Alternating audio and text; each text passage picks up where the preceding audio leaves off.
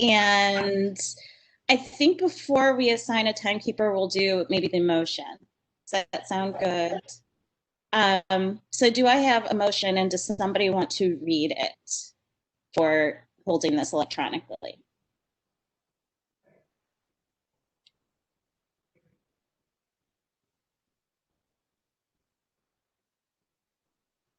I mean, I can read it, but I don't have the rules. So I can do it. I make a motion that we move items on the agenda. I move that the items on the meeting agenda constitute essential business of this committee, that meeting electronically is necessary to protect health, safety, and welfare of Tennesseans considering the COVID-19 outbreak, and any rule conflicting with governor's executive order permitting electronic meetings be suspended. Awesome. Is there a second? That's Daryl. I second. Thanks, Daryl. Okay. Kind of a small group. I know we wanted to make sure we assigned a timekeeper because we ran out of time last time. So is there any volunteer that would like to keep us on schedule?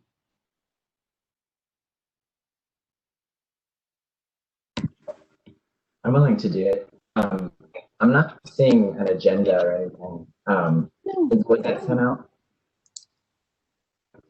Let me see. Thank you, Ash. Let me see. I think I can put it to you really quick. Could you send it to the group? Could you send it to the group in general? Because that's actually what it is to take notes. I just use it as like a mark. No one got it? Oh, goodness. Okay. Let's see. And that may be my bad, y'all. I'm on vacation this week and was sort of wrapping things up last week, and it may have been my role to send it out to you guys so you had it for reference. Apologies. As a side note, the for all public posted at the Nashville.gov homepage. If you scroll down, it shows the list of public meetings, the agenda, just for future reference. Thank you. Let me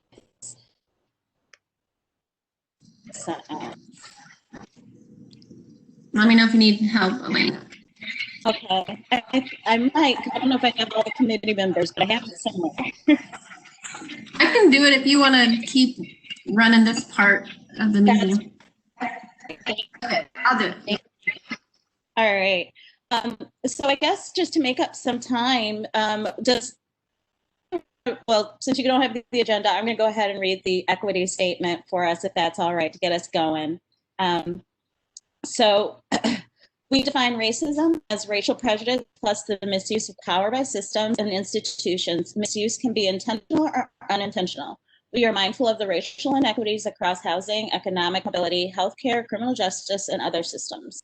These all contribute to racial inequities and homelessness. I pledge to stay mindful of the power and privilege that I bring into every space that I enter and conversations that I have. I pledge to actively and intentionally practice anti-racism when participating in data committee meetings, representing this committee and the COC in the community, and in talking about homelessness and housing issues in Nashville. So, while you guys are still getting the agenda, I'll just go on to maybe some, let's talk about the minutes. I don't think we can approve it, but are there any updates or anything to the minutes? I might have gotten that, sorry. So maybe next meeting we can do look minutes. Can I ask one question about the pledge? Sure. Explain to me a little bit how I pledge to do something, to not do something that's unintentional.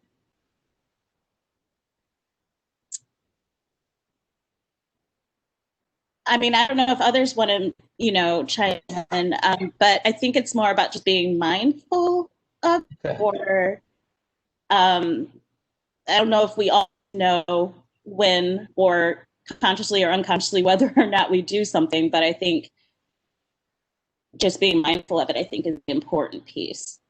Okay, yeah, I can pledge to try to be mindful. Yeah. I would add to if you do say something that may be offensive or harmful and someone else like mentions it to you, that you receive that information with grace and acknowledge harm you may have caused and move forward knowing that maybe that kind of language or behavior is harmful. But yeah, I mean, we don't always know, Daryl, when we're doing harmful things, but like Elena said, just trying to be mindful before we say things or when we're analyzing data and thinking about how different services impact different groups of people. Feel free to help me when I'm being unmindful or I've done something. I obviously don't want to intentionally do anything, but I'm sure I'm guilty. So thank you. Yeah, and I second that too. I'm always in a learning process, and there's new terminology and language all the time, and so I always like to be called out and let me know. So, all right. So hopefully, thank you, Molly, for sending that out. Hopefully, people have the minutes or the agenda now. And if you don't, while that's still going on, I just wanted to give some quick updates that. And thank you, Data Committee. In our Planning Council meeting on Wednesday, the larger anti-racism statement that went to the Data or the Diversity and Equity Committee was presented in front of the Planning Council, and it was approved. I got a little bit pumped, and it was just a really great thing to kind of just be, I think, in all of our meetings and trickling down through all of the work that we do. So, I think putting it into action might be the next step. But again, that's the Diversity and Equity Committee. And I think we're already doing it with the statement and just being mindful about the data and the different ways we can look at it and the impacts they have on different populations. So, yeah, I just want to thank you. Bobby presented it. Bobby Watts, who's the chair of the Diversity Equity Committee, he gave shots out to this committee and then specifically called out Molly and Bill Friskes-Warren for really kind of helping and spearheading it. And so everyone was just really grateful for this committee's work on that. And yeah, it was just a really crazy moment because I don't know where my emotion came from. You sometimes don't realize how much you're carrying in the moment. So it was just a really great moment. So I don't know if anybody just quickly wants to reflect on that in that meeting. I know I don't want to take up too much time. I might have a minute or two left for these updates since we started a little late. So I don't know if anybody was on the Planning Council that wants to reflect on that a bit.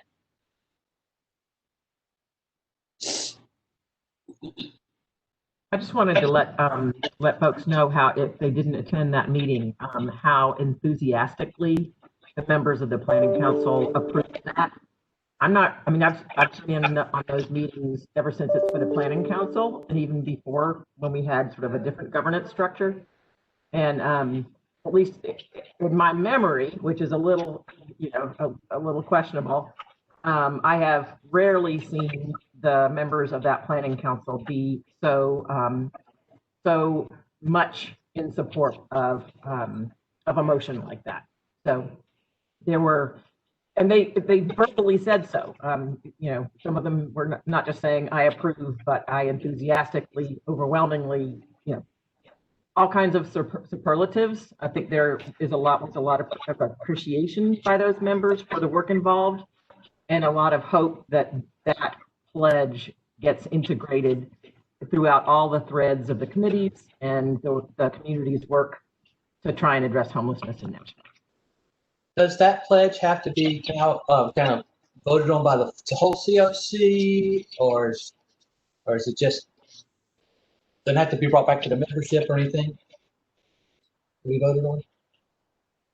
No, I mean, it might be a goodwill gesture for that body to sort of maybe vote in support of it, but per the charter, there really are very few sort of powers of the general membership other than the simple ones mentioned in that document. But I think the Planning Council sort of as the governing body is the one that sort of adopts it formally. But you could raise that as a topic next week at the COC general meeting and see what they'd like to do. Will committee by committee be adopting that? Or how does it get out to everybody that, hey, we're making these pledges Is it just the planning body? Is it just the committee by committee? How do we broaden that, the commitment, I guess is what I'm asking. Yeah, that was discussed briefly in some conversations either yesterday or the day before with Heather Dillashaw, who's providing technical assistance to the city. And I guess we still are going to work that out individually. What I've done as staff to some of the committees is I've sent that document out to the committee members who are of the committees that are starting to meet next week. But I think in terms of today's meetings, we didn't get that out in time. And I think that if we want to really sort of, again, sort of sow this equity thread through all the committees, it does need to be an agenda item that does get adopted by the committees, but I'm going to leave that up to the chairs.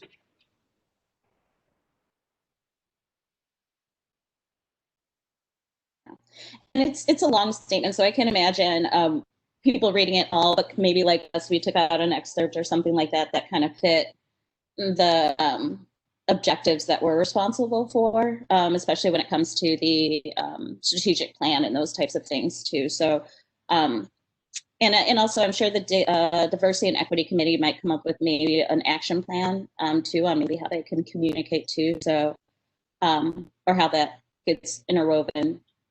That would be my guess. I'm not on that committee, so I don't know. But yes, it was a very supportive atmosphere.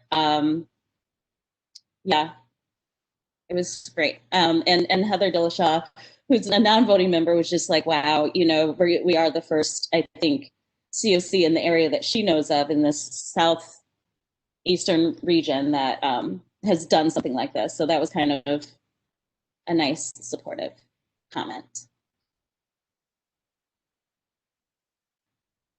I think that's all the updates I have, and I wanted to keep us on schedule. So, but I also don't want to, if there are other feedback or comments or a discussion, I just want to acknowledge that and be mindful. Molly, did you want to say anything? I know you, Ash, Han, all really spearheaded it, so. I did want to make a quick note, just thanks to Ash, Han, and Molly Richards, who helped draft and create that pledge, and also thanks to Joni, who was on this committee previously, who ended up leaving the committee, but kind of inspired this work to happen. So I'm thankful for her. And yeah, everyone who supported the work of the pledge, and the Diversity and Equity Committee for taking it on and cleaning it up for us, cleaning up some of the language that we use. For example, I think we used some terminology like standing up for racial justice, and someone on that committee mentioned that that's ableist. Not everyone can stand. So there's things like that, you know, that we didn't even think of in working on the language for that kind of pledge. And that's the kind of stuff that we can talk to each other about as we say things like that. So we're all learning, like Elena said previously. But yeah, I'm just thankful for everyone, and thank you for representing us. And I'm so glad that it got passed at the higher level of the Planning Council. So that's it.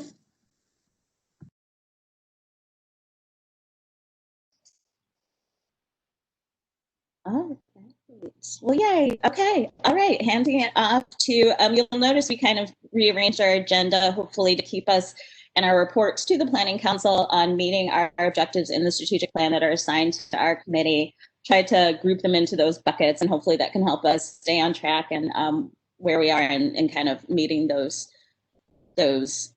objectives. So I'm going to hand it over to Molly to get us started on that. We've got until 9:30. For this one, for this topic. I didn't hear. For this topic, we have till 9:30. Is that what you're saying? Yep. Okay. All right. So we are trying to be good stewards of the strategic plan for the continuum of care. And one thing, or one goal we want to work on today is goal 2, which is improving data collection and use. Nashville will create a culture of data-driven housing and service delivery by incorporating quantitative and qualitative data for best evidence-based decisions. And so objective 2.2 is assigned to the data committee, and that is outlining a plan to improve data collection and presentation for all populations. So specifically, we've been tasked with completing an inventory of homelessness-related data collected in the city. This inventory will address the questions of what systems are seeing the same members and what databases already contain information on homelessness. So we wanted to bring this to you all today. I know that our group is small and we're missing some key people who would have input here, but we'll do what we can today. What data sources already or currently exist in Nashville, what's missing, and how can we describe these sources? What sort of data elements are included in them? So we have a list we sort of drafted, but we would love your input and any additions. But what we've got so far for data sources that currently exist are HMIS, of course, Nashville Rescue Mission, and we heard from Ben a couple weeks or a month ago about the kind of data that they're collecting. The pit count data, obviously we won't have a complete picture this year of that, but we do have it from previous years. Community health center data that's submitted to the federal government and in a database called Uniform Data System. Community health needs assessment data, data from Metro Nashville Public Schools, hospitals that collect data on people experiencing homelessness, and then all the various agencies that serve clients experiencing homelessness but may not be connected to HMIS, or sometimes those clients don't consent to their data being in HMIS. And then national data sets at a zip code level with a housing variable. And we can get more information about all of these things. And then after that is the 2.2b goal, which is outlining how that data above can be aggregated to provide a full picture of homelessness in Nashville. So maybe we can just start with what's missing, or if you know about some of these to help us fill in, like what kinds of variables are being collected and descriptions of them. And I don't think we'll have time to do all of that today, but maybe people can email us if they have firsthand knowledge of some of these. And of course, I know, like Daryl, you'll have data from Welcome Home Ministries, and I'll have Ash and I will have info from Park Center. But yeah, I'm just gonna open it up for folks to chime in. Does everyone have the agenda? Can you see what I'm looking at, that chart or that table?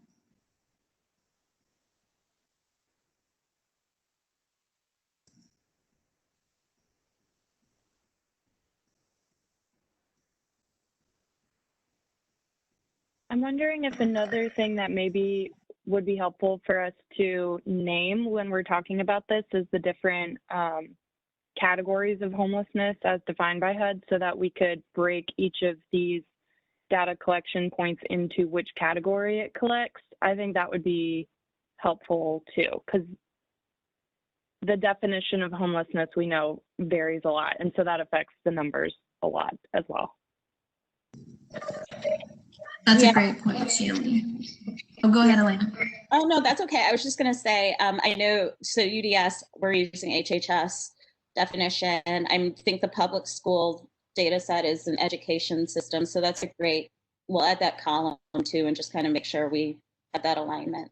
Thank you for that comment. I'm not seeing the chart that you're seeing, but a year ago, I sent some information to the state Alcohol and Drug Addiction Services. They have data on homeless folks who get treatment, but they, whatever, we haven't connected very well. They haven't responded, so probably could repost them a little bit, find out. United Healthcare, some of the clinics probably keep data on homeless folks they serve. Again, definitions are over the map. Hey, Daryl? Did you get the agenda? No, I haven't yet. I'll look again. Oh, okay. I thought I sent it to you. Okay. What were you gonna say, Susie? I was just wondering, Daryl, what do you call that data so that TJ can kind of put that in the notes? What is that? What's the database? And then how many other agencies like yours in Nashville push that out to the state level? I did get the agenda. I've got it now. Sorry about that. Just trying to get back and forth between screens. Yeah, there are a lot. Ephesus House will do that. Salvation Army does that to the state. Let's see who else. Mending Hearts would do that. So there's several places around that would be sending data, homeless data, to, and some of this, they're serving homeless, but they're not required to, capture homeless. So they're serving them, but they're not always capturing that data because funding's not always attached to that. You see what I'm saying? So I've got lots of homeless people I'm serving, but because there's no requirements, I don't always capture that data. And if we could demonstrate the need to do that and the benefit, and if you're going to spend the expense to do that, what is that? How does everybody get benefit from that? But there's a lot of people serving homeless folks that aren't kicking a box someplace that they're homeless too. So that's if you're identifying gaps. I love that feedback. That's definitely, I'm going to talk a little bit more about exactly what you just said when I give an update on the data quality plan. But that's one of the big gaps in HMIS is that right now our system is set up so that only people that are federally funded are entering data. And so changing that mindset to capture the whole big picture is going to be really key. So I'm glad you said it. And just back to that point that it's not nuanced, but it is important to distinguish the different definitions of homelessness. And there is, I keep on harking back to it, and we do it in the when we do the point in time kind of messaging after the count is over. We use this chart that either Portland or Multnomah County, I don't even know, somewhere out in the Northwest, where they show the pyramid, and the top of the pyramid, the very narrow part, is the chronic homeless. And the HUD definition of homelessness, then things get broader and broader, and it's a really nice visual to remind the community that there are a whole lot of different levels of homelessness and definitions that get broader and broader that could be included in this story, and that each number sort of gets larger and larger as you go down to the broader sort of foundation of that pyramid. Could we use that pyramid as a model for local community? Take that and change, just as an example that we can do the same thing locally. I'll send it out to you guys, and you can take a look and do it over. Yeah, it's more the way we have utilized it is more having an arrow like to this tiny flag, like this is all the pit count is looking at. We know that all of these other numbers exist, but that image has been included in the pit count data dissemination to be like, as a reminder, we're just talking about this one little layer of this pyramid. So one of the things I'm thinking about might be a good idea, because one item that's missing here, which a little bit to your point, but not exactly to your point, Daryl, is also SAMHSA. There might be some SAMHSA data we want to collect, but then I'm wondering, to your point, Daryl, how do we then collect, how do we do an inventory on data that individual organizations are collecting? And I guess I'm just thinking about inventory, so not really the data piece, because I think a part of this, after we collect sources, the variables, we can do a crosswalk, which will include the difference in definitions, and it will include, variables that are asked as it relates to housing. I don't know if that was kind of the point of that second column where we're looking at a data dictionary or a variable. So not the data per se yet, but just kind of what are the similarities across these databases? What are the differences? How are we defining them differently? So, that would be the next step, is a crosswalk, but just kind of, I guess what I'm asking is, how do we collect individual data sources from organizations that aren't federally funded? I don't know if anybody has an idea of how to do that. Is that kind of sending out a survey to you guys again? There's a couple of ideas that just hit me initially. It's just a survey saying how many homeless, what's the data that you're wanting? Be very clear. Is it a number? Is it an aggregate number? How many homeless people did you serve? Before, when we had the HMIS, there was a whole lot of estimating going on. I don't know if that's useful in this situation. If people aren't collecting data per se, if estimates are also valuable in painting the picture. So some people may actually be collecting the data and can actually count. Other people, I have a sense that it's probably about 30% of my population, and that's some of the numbers. So, just defining what it is, what number you want them to give you. I think people are willing to give you a number. I don't know if they're willing to keep up, annually. Real-time data on that. But if you once a year, twice a year, you said how many people have you served that are homeless this year, and any of these definitions. I don't know. Just right. And I noticed we're at 9:30, and I guess that's a second idea, is kind of looking at the integrity of what's being collected, but kind of what are the categories that are being collected. If we can even just start with that, that would be helpful. So, I don't know, Molly, if you wanted to keep going. Oh, no, it's okay. I want to get better at staying on time. So I think it's okay to move forward, but maybe so just FYI, Elena, Susie, Shanley, and I meet mid-month to talk about our upcoming agenda. So we can talk about what next steps should be on this topic, and maybe it's sending out an email to the various organizations and this committee too, to get more complete data, because that's really hard to do on a call. And to ask some of those questions that you all just came up with. Some organizations probably won't be able to share much data, but they may be able to share the categories of data that they collect, and maybe de-identified data. But yeah, so we can go ahead and move along. Thanks for your input. Sorry to cut it off. Okay, but we will continue the conversation. The next topic is strategic plan objective 2.1c, data quality. And so we'll get an update from Shanley. Yes, which I think really this sort of continues the conversation we were just having. So in terms of collecting data on people experiencing literal homelessness, maybe I'm biased because I work on the HMIS team, but I think the answer there is HMIS. And so I wanted to talk about the update on our data quality plan that we've been working so hard on creating. And again, so we have representation from this committee as well as the Standards of Care Committee. Matt Preston has joined our working group.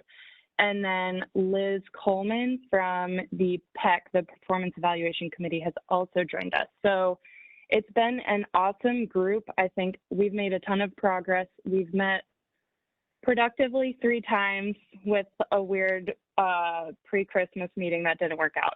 But so we've made a lot of progress. We've specifically focused so far on looking at setting benchmarks for street outreach projects and emergency shelter projects.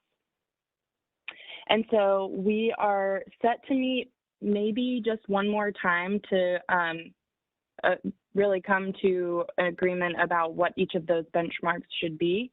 And so because the data committee's name is going to be sort of represented as having done this work, I wanted to give you an update about each of those data elements that we've been talking about. So we had looked at several other communities' data quality plans just as a starting point to help us understand how other communities have tackled these different data elements and how to set standards around them. So for timeliness, we have set sort of like an aspirational goal that we're going to name as a best practice, but also in looking at where we are now, also setting a more realistic first-year goal. And so we'll draft both of those into the plan and reevaluate after a year based on the data that we're able to collect. As far as the consistency and accuracy of the data in HMIS, we decided to merge those 2 data elements together because they really are they lean on each other. So one isn't of high quality without the other. So Matt, Liz, and Ash, I believe, are talking about that section, drafting that section to reflect the conversation that we've had. And we are looking at implementing a self-monitoring tool for participating agencies so that quarterly they're able to look at how well they're doing in those areas and make sure that they're on track, so that in annual monitoring visits of participating agencies, there's no surprises, like they've been able to make adjustments throughout the year as necessary. Completeness is one of the more straightforward ones. There's pretty consistent metrics for how we should measure data quality around completeness. And so maybe I mentioned people out of order. Ash, I think, yeah, I said you in the wrong one. So Ash is drafting the completeness section for street outreach and emergency shelters. And then coverage is the section that I think most ties back to the conversation we had just started. So right now, as I mentioned, our HMIS system reflects two things really well. So coordinated entry is sort of the access point for resources, the tangible referrals, and all of that. So we have a lot of participation in that way. We also have high participation from anyone that is federally funded and required to enter. But what we need to work on as a community is creating essentially a system that does not change based on what funding is available. So right now we have a whole lot of ESG/CV dollars flowing through the city, and we've created 26 new projects in HMIS, so street outreach, emergency shelter prevention, and rapid rehousing. And the goal there is that in a year and a half, when that grant disappears, that we don't lose all of that amazing data from our system. So that's the goal with coverage, is to engage agencies that maybe enter partial information or no information at all, while absolutely acknowledging the barriers and the time constraints and the staff burden that creates. And in the data quality plan, as far as coverage goes, we've decided that it would be most helpful as a starting point just to name what we know. So looking at areas where we know we're missing data, and so just name it essentially, and so that we can have a starting point of who we need to engage, in which projects we need to work on, so that we can actually tell the story of homelessness in Nashville. I think I did that in just a few minutes. So I think there's a couple minutes for questions about the data quality plan, if anyone has any. Until I believe 9:40. we did discuss that the answer is pizza parties. We've discussed pizza parties in the working group as incentives. So just, you could look forward to that. Is there any kind of feedback, like grading? You know, you're doing 90% good here in this area, or 80%, so that people can gauge how they're doing, even against the whole community? Yes, so part of that will be incorporated, I believe, into the self-monitoring tool, so most of these benchmarks are created as like a percentage of the whole picture. And so timeliness, for example, we've set the benchmark for street outreach projects to enter within 5 days. And so in the reports that you can pull from HMIS, you'll see that. So you'll see just very clearly, like, did I do this well or not? And the same goes with the other measurable benchmarks. So they'll see completeness, for example, in the reports, they'll say a percentage very clearly. So we're trying to build in very tangible monitoring opportunities, or self-check opportunities, so that people can see where they're falling. And it might be helpful to send those out instead of people just pull them down quarterly. Here's how, and so everybody gets that. They may not be thinking about, oh, I need to go check my data quality today. And if on the schedule, everybody got a report card once a quarter. I say, oh, I got to do that. Yeah, that's good feedback. I think definitely in the first year, while we're adjusting to the idea that all participating agencies are held accountable for their data and sort of own their data quality, that our team here and mean, anyone else who'd be interested in participating will be supportive for the agencies in that process. So that's good feedback. Yeah, as far as coverage goes too, and reporting, we're starting the past handful of months, we've been reporting out by project type, how many people are served, things like that. And one thing that we will continue to do is name the projects that are included in those numbers, and then move toward naming which projects are not included in those numbers, just so the community has a good understanding of what's actually being looked at. Because when we start saying like quote unquote definitive numbers of how many folks were served by street outreach programs or emergency shelters, we want to be clear about the percentage of coverage or who's not included in those numbers, things like that. So we expect that to be good incentive for folks to be included, to have their numbers included in those reports too. So I think I'm actually next on the agenda as well to talk about data, HMIS data. So I'm just gonna jump right in so that we stay on track with our agenda timing. So I'm gonna share my screen. So Rachel and I are now reporting monthly about data that was entered into HMIS by project type. So a lot of times in our community, when we're talking about HMIS, we are talking about coordinated entry. And I think it's really important that we continue to acknowledge that that is not reportable information to HUD. So we can look at it internally while we build our system, but we want to acknowledge that as important as coordinated entry as is each of the other project types. So I'm going to share my screen. Oh gosh, I hope, yes, okay.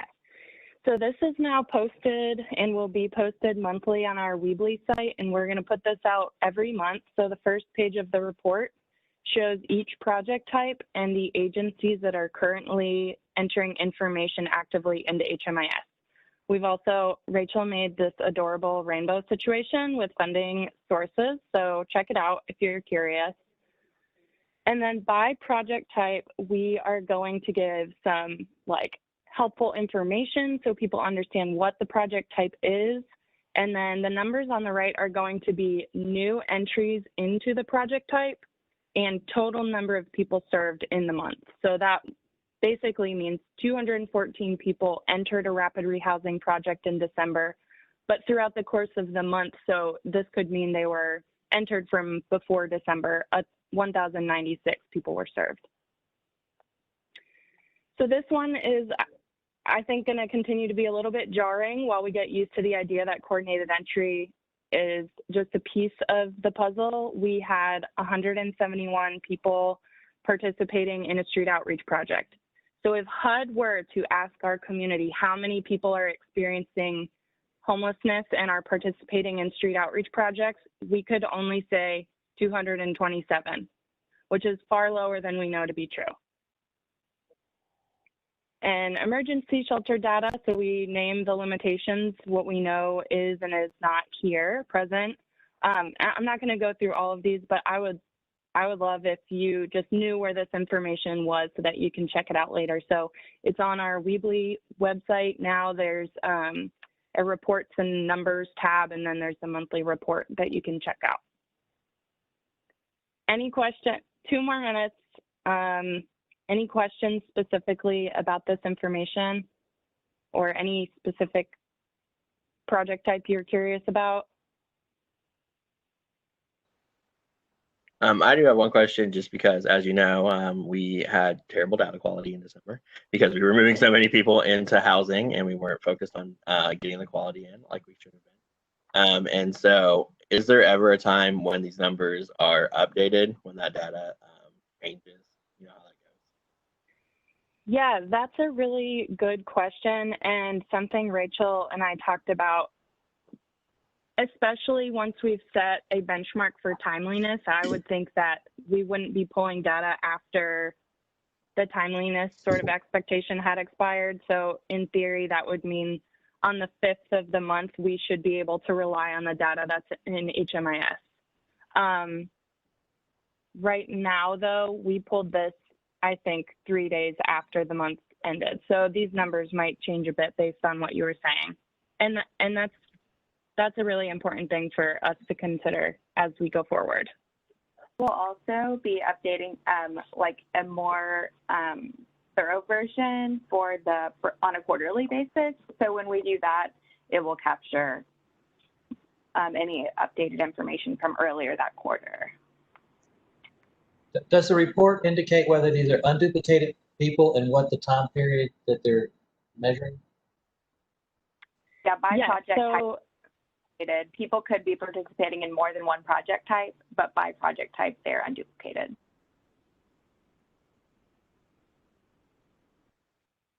Got 10 minutes left for the racial equity data. I have a question, but I can email it. Go ahead, Rachel. Okay, thank you. So I've been, I don't know how many of you have been on our Monday community calls for rapid rehousing. We've been having some really, really great conversation and collaboration around the city's rapid rehousing providers in light of all the CARES Act funding and those ESG CV funded projects. Has had lots of very close interaction with those providers. And I've been updating slides for those projects in particular. Oops. Let's see. Okay. To show how many folks have been housed by those programs and some further information. And one of the things that I've started reporting out on is like racial disparities and starting that conversation in that afternoon call. So before I get to that, just a very brief look at this. So this is as of Monday morning. These ESG CV programs began on October 1st. And look at these amazing numbers of folks who've been housed. This is people who have moved into permanent housing or who are currently working toward permanent housing and rapid rehousing programs. There are also a handful of other rapid rehousing programs outside of the ESG CV funding that are either the regular ESG, COC funded, or SSCF funded. Those are not included in this particular report, but we're continuing to report out on those as well and doing amazing. So proud. So this is just a quick look at racial breakdown. So these two donut charts on the right look at clients enrolled into these rapid rehousing projects and clients who have been housed so far. So there have not yet been any clients exited from the rapid rehousing program without moving into permanent housing first, which is really great. We're still kind of early on. But what we can look at so far with our limited data is how long it is taking folks to get housed. So between October 1st and January 11th, 80% of the white clients who had been enrolled had moved into permanent housing, and 67% of Black or African American clients enrolled has moved into permanent housing. This is something that I'm thinking about the best way to kind of continue this conversation, and I'm open to feedback too with that Monday afternoon rapid rehousing group. The past couple of weeks, I've just kind of shown this information, asked for any observations or asked if people have noticed this or any ideas about why certain disparities pop up. And there hasn't been too much conversation yet, but I want to continue to kind of open that door for folks and ask kind of some probing questions about why people think this might be the case or what we can do to combat this disparity, things like that. So I'd love to answer any questions or if there's any feedback. We collect so much information, you guys, in HMIS. There's so much we can report out about ethnicity to, gender, length of time, homeless, et cetera, et cetera. So it's just really a matter of picking out what we have capacity to report on. So this is just a start, but yeah, are there any questions or feedback on these so far? Hey, Rachel, this is Susie. I was just going to suggest that the data not collected, since it's such a teeny tiny slice, move down to the bottom, because there's so much really rich stuff here. I think you profile that at the top and it doesn't look good. You know what I mean? And I'm not sure there's any, and then I would put them in order of the number of people you're seeing. You're seeing 135 Black, you're seeing the next number that would be white, and I'd move race data not collected to the very bottom, and maybe even put the number under there. You can see it on the chart on the right, but it would be a bit more, it would have some emphasis about, you know, the racial breakdown of the folks that have entered, if you had that on the left. Yeah, sure. Thank you. I would say that makes a lot of sense too, because when I first looked at this, my brain just saw the bars and went, "Oh my gosh, there's how many people?" And then I realized it's only 3. So I feel better now. So go ahead, Elena. I was just going to commend that we're even collecting this data and just kind of how it attributes to the statement we make. So I thank you for pulling this data and looking at it this way. One thing I bet, you know, in terms of, you know, asking the why is this happening, this probably falls outside of the scope maybe of your department or your team. But, you know, just from a research standpoint, is just interviewing the Black or African American population that was housed and identified barriers, or kind of what were those challenges. So not just the housing navigators, but just that other side of the conversation. But of course, yeah, I think that might be outside your scope, but. Yeah, that's interesting that you say that. That's actually a conversation that we've been having on our team, and a racial equity kind of TA demonstration that we've been part of, that includes a couple of members on with left expertise, including Vicki and Alex from the council. And one of the projects that Vicki has been interested in is completing some sort of survey in the community who are still experiencing homelessness on the Community Advisory Board, what CAB stands for, about their experience through their racial identity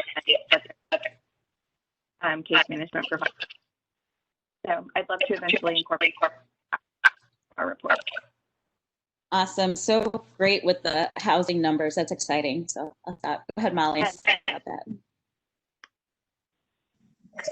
I think I was going to say a similar thing. It's just really incredible that we have this like real-time data and can try to address it in real time too, as organizations are still doing this rapid rehousing funding. And it's interesting to note too, even though Black and African American clients are not being housed, I guess, like as quickly or the same rate as the white clients, they make up a larger percentage of the group of people who are in the program initially. So there's kind of like, there's those two data points that we're looking at, like they're overrepresented and they're not being housed as quickly or something. So, but yeah, I was just gonna chime in, and if you need any help, like chatting with housing navigators. I know our housing navigators at Park Center aren't doing rapid rehousing, but we probably have input about housing navigation in general in regards to racial disparities. I'm sure folks on our team would be happy to contribute, but definitely would love to see some data collection with the individuals actually experiencing homelessness and what their barriers, what they see their barriers are. We would love to look at this data and easily could look for other project types like outreach or emergency shelter, the captive audience, those project type providers that we do rapid research on a weekly basis. So we've kind of talked about how this is a practice, like data as we move to like report out to the entire community. More coming soon.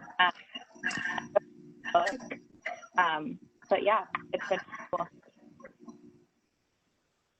Yeah, I was just gonna say. Oh, sorry. Go ahead, Jesse.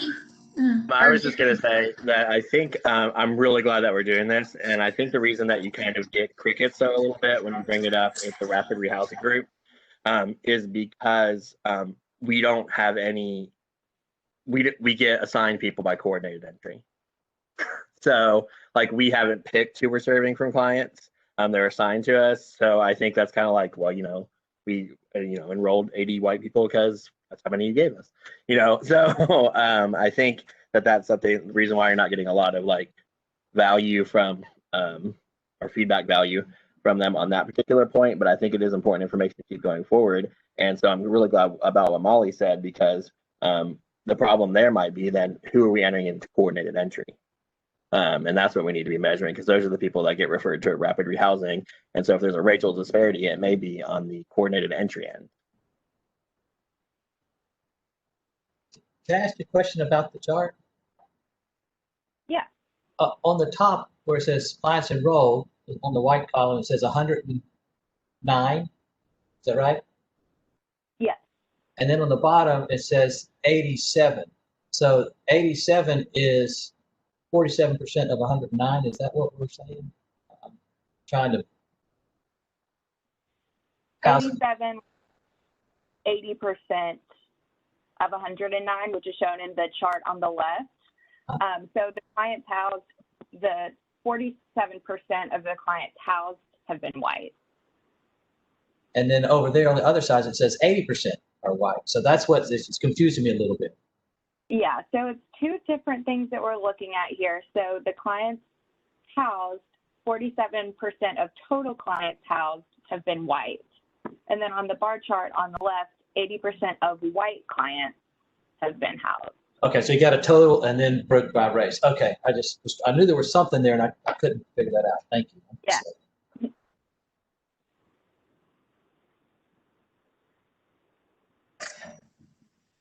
All right, any other questions? Jesse made me think of something, but again, I'll email it because I think we need to move forward on the agenda. Thank you for this great presentation. Yeah, absolutely. 3 minutes left for the pit count update and then we close it. Susie, were you planning to do the pit update? I wasn't, but I can in a very short period of time. This is the unsheltered count. Last Friday, the subcommittee met and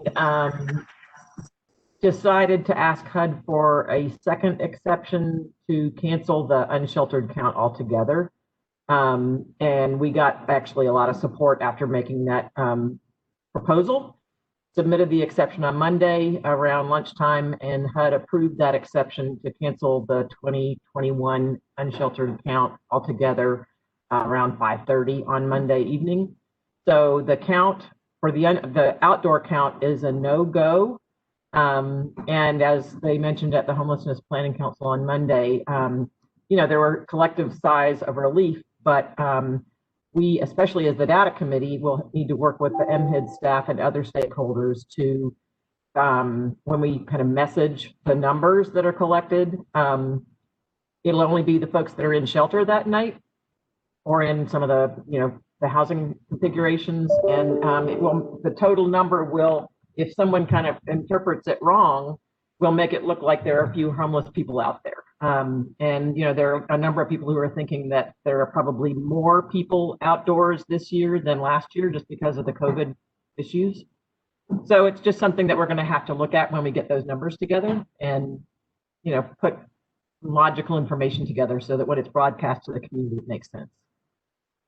And just very, very quickly, something that we kind of pitched to the pit count committee as we were talking about this was making sure to put a significant push to enter folks into HMIS street outreach projects and coordinated entry who may be in some of those like further out encampments that aren't visited as often but counted during the pit count. And in theory, thinking that in future years, our HMIS numbers should look pretty close to our PIT count numbers, right? Like when you think about technology is advancing, it's the year 2021, like we should be phasing out of this manual 1, 2, 3, 4 counting of people on the street. We have the technology, it's called HMIS. So like putting that on folks' radar, because even some of the folks on the PIT committee who were saying, oh, well, we've been canvassing for the PIT count, telling people that we're going to be there, but we haven't put those people in HMIS. It's like, that's kind of like what we're moving toward. So be sure to encourage your peers to work on that so we can have numbers that we trust year round. And that the count committee is going to meet today at 10:30, and that's going to, I think, be the main mission of that discussion, to make sure that they do that full court press on trying to get all of as many outreach workers as possible who are out there seeing these folks who are unsheltered, encouraging, on every level entry into HMIS, so that we are able to get a better finger on that pulse. And I also think, just going back to the first agenda item, this is where I think other data sources can help with the messaging when it's time for that to come out. So just be thinking about that. I think obviously we have to be very careful about saying this is HMIS data versus these are street numbers from other data sets. So, but it might be helpful in terms of not misguiding people that the numbers are lower than what they really are. Are there any efforts to count other homeless shelters that are kind of off the radar screen, sort of like Set Free? They've got probably 12 or 14 beds. They have primarily homeless folks, and even like our shelters, I think I need to redesignate the beds in some way so that they're counted. Emergency shelter or transitional housing that's dedicated to serving people experiencing homelessness before they move in, we want to make sure we include. So if there are any, then they should reach out to the COC or to me to get to make sure that we can collect that data. Set Free is not involved in anything, so they're not going to reach out. We'd have to reach out to them to see if they would participate. I'll chat with Susie and touch base, Daryl. Thank you. Yeah, Daryl, just let us know the contact information and we can try our best. Rachel's been working really hard on it, and it's coming up on the 21st, but we do want to include those beds that are dedicated in that count. I'll send his phone number to you. At time. Thank you, Ash. All right, so just FYI, the co-chairs and Susie and Shanley will be starting to meet right after our meeting so that we can gather updates for the Planning Council. We have to submit monthly updates about how we're doing on our strategic plan items. So we'll be doing that. We're getting organized. Yeah, thank you everyone for your participation. I think we need to continue all of these conversations and just figure out how we can give more time to each of them, because I always feel like we need like at least another hour to talk about it. So thank you for your contributions today though. Elena, you have anything you want to add? No, just thanks guys. Thanks Ash for keeping time. You guys have a good Friday. Bye. Are we staying on, or do we have a different? No, I created another event because this Right. one is managed by Metro, so we can. Thanks, Sade. Okay. Bye. Okay. Bye, everyone.